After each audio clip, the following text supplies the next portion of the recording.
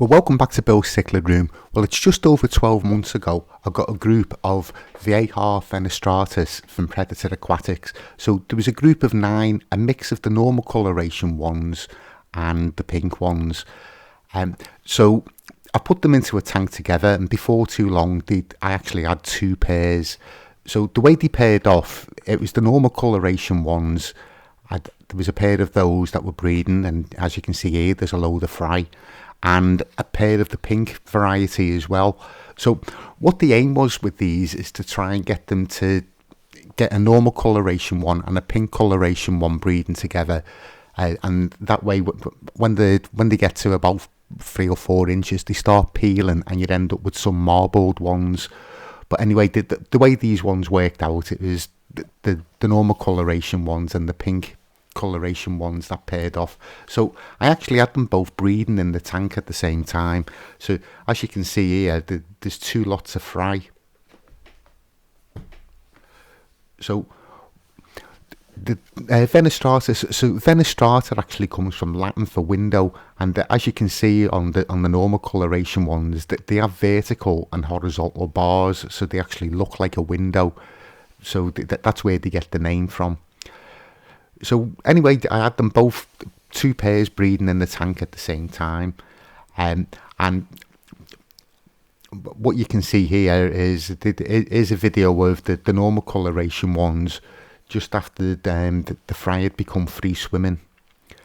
So what I was really careful with these is that when I actually siphon them out, I have kept them separate for just on 12 months now. So I have got a tank of the normal coloration ones and a tank of the pink ones.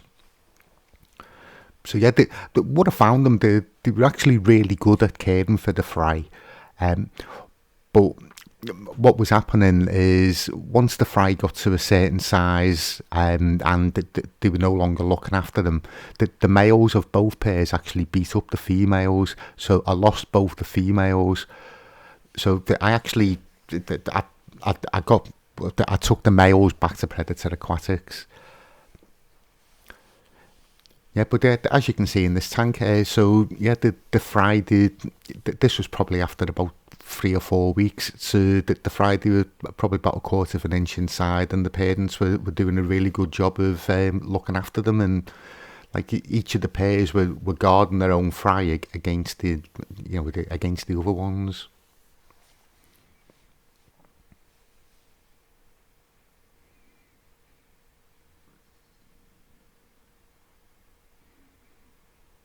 Yeah, so they're a really interesting species to keep. As I say, the aggression level once they'd spawned and the fry were like big enough to look after themselves, yeah, they were quite aggressive. But like up until then, they were fine. So like up until they were pairing off, so I had the group of 9 of them together with no problems at all.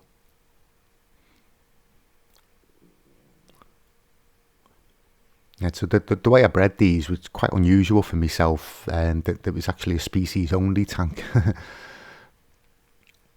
Yeah, normally I have some other cichlids in there as well, give the parents something to defend the fry against.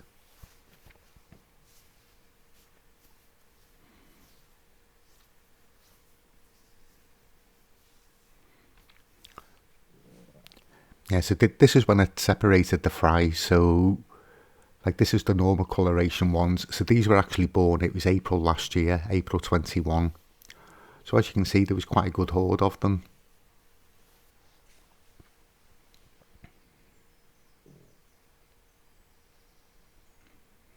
Yeah, so this is one of the small tanks that I use for growing the fry on. So it's 18 inches by 10 inches by 10 inches.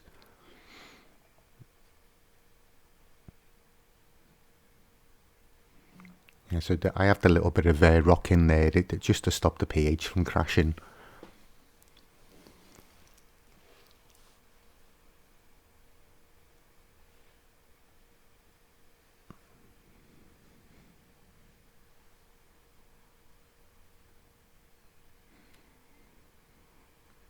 And it is another grow out tank. So these ones, this was the pink variety ones. So as you can see, I did keep them separate, right at the beginning.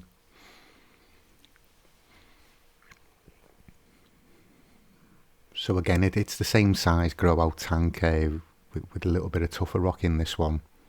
And the heated and the sponge filter, it's all you need really. Put loads of food in to grow them on. So these were getting fed probably 3 or 4 times a day. Of course, because you're putting so much food in, you've got to do a lot of water changes. So yeah, this is the pink ones like a few weeks later. So these were actually born, it was the 18th of March 21. So yeah, as you can see, they're starting to get a little bit bigger, and the water's getting a little bit cloudy. So yeah, I was doing water changes in these like 3 or 4 times a week.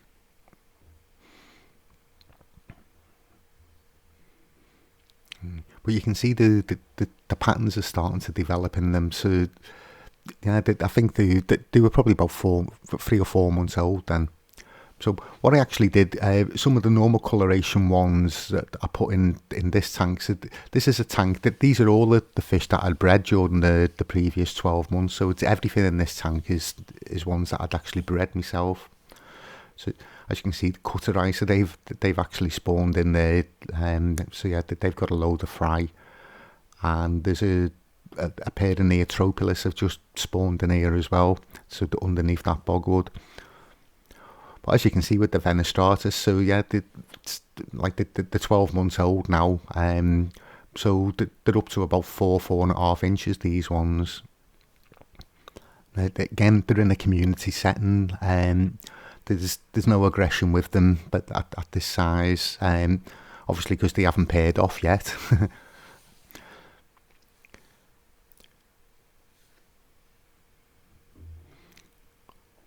Yeah, but with these ones, it's like they're all the normal coloration ones, the grey ones. So there's no peeling on these ones at all.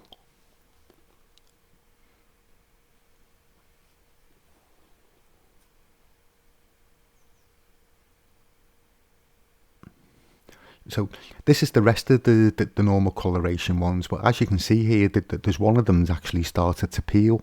So yeah, it's got fantastic coloration in it. So yeah, I thought it was quite unusual because like that's the only one out of all the ones that I've still got that has actually peeled of the normal coloration ones. So if you're interested in any of these, like I know Rick at Predator Aquatics, he's got quite a few of them. So he's got both varieties. So Predator Aquatics, they do ship throughout the UK. So yeah, if you're interested in any of these, if you get in touch with Predator Aquatics.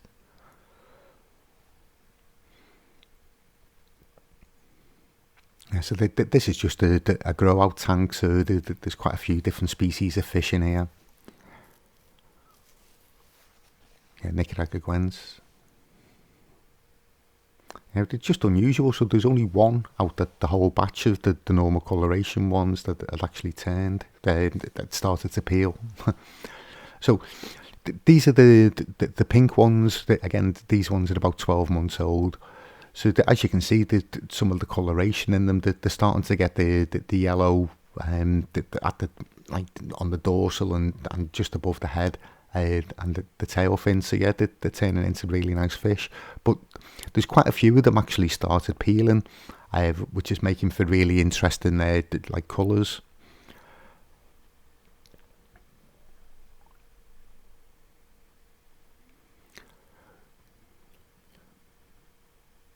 Yeah, so there's a lot more of them. I've got like a mottled pattern on them at the moment. So what I've learned from this one is the normal coloration ones, you can get like some of them that will actually like go the mottled colour, but with the pink ones, it's much more likely. Yeah, so I think that out of these ones, I think there's about 20 in this tank, and there is 6 or 7 of them that have actually started going the mottled colour. So hopefully, given time, that we might end up with some marbled ones. But yeah, as I say, so this is like 12 months from when they were first born. So These ones, these are about 4 inches, so they're not quite as big as the ones I've got in the tank with all the other ones that I've bred and grew on myself. But like, it's probably because there's not as many fish in there, so like they do get more food.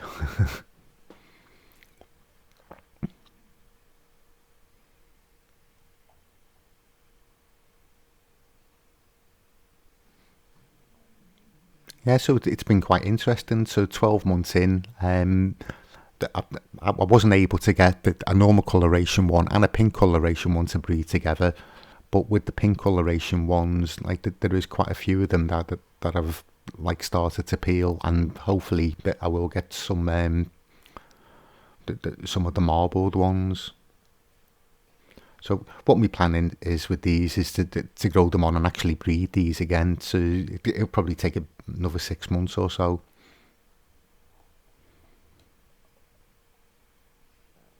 Well, that's about it. So thanks for watching, and I'll see you all on the next video.